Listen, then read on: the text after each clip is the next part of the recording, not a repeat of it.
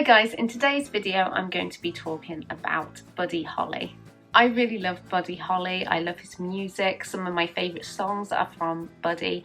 I first got into him through the Beatles. That's how I found out about him. I know the Beatles were extremely influenced by him, and that's how I first discovered his music, through being a huge fan of the Beatles.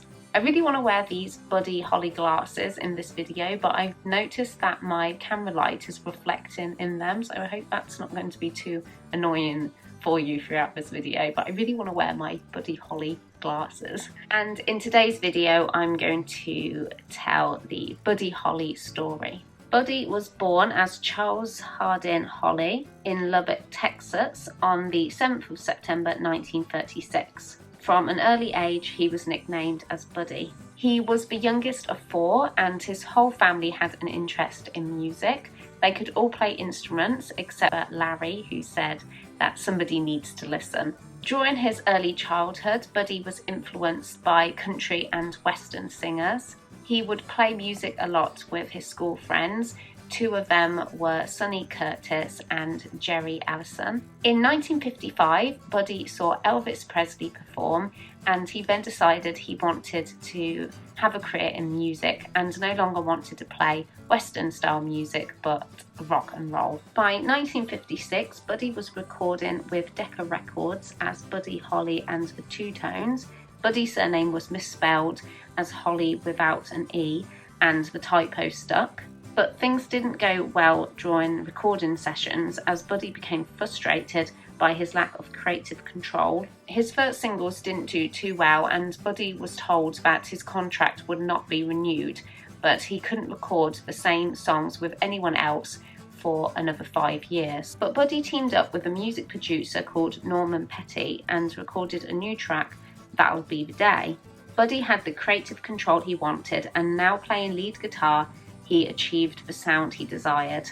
Still under contract with Decca, Buddy could not release the song under his name, so the name Crickets was used. That'll Be the Day shot to the top of the charts and made Buddy Holly a household name almost overnight.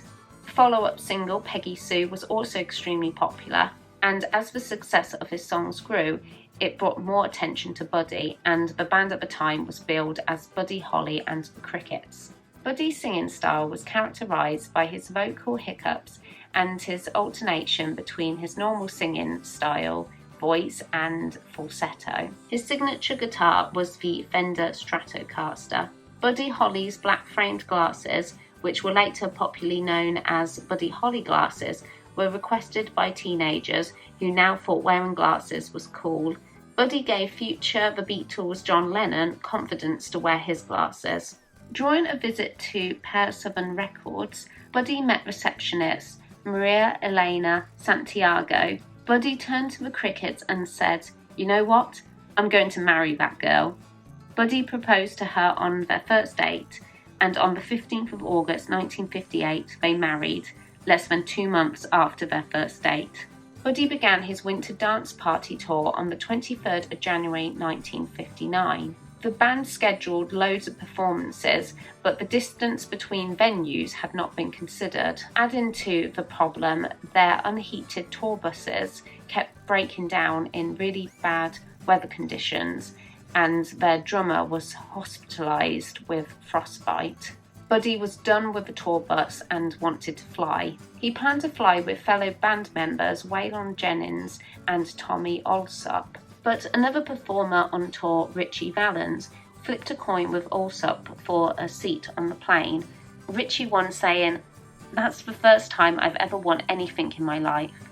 Waylon Jennings voluntarily gave up his seat to another performer on tour, J.P. Richardson, also known as the Big Bopper, who had influenza and complained that the tour bus was too cold and uncomfortable for a man of his size. Shortly after 1 a.m., on the 3rd of February 1959, their pilot Roger Peterson, 22-year-old Buddy Holly, 28-year-old The Big Bopper, and 17-year-old Ritchie Valens were killed when their plane crashed into a cornfield shortly after takeoff. It was the day the music died.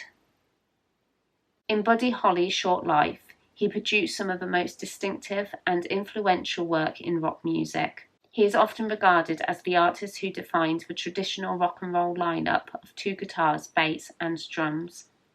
He had a major influence on later popular music artists, including the Beatles, the Rolling Stones, Bob Dylan, Eric Clapton, the Hollies, and many more.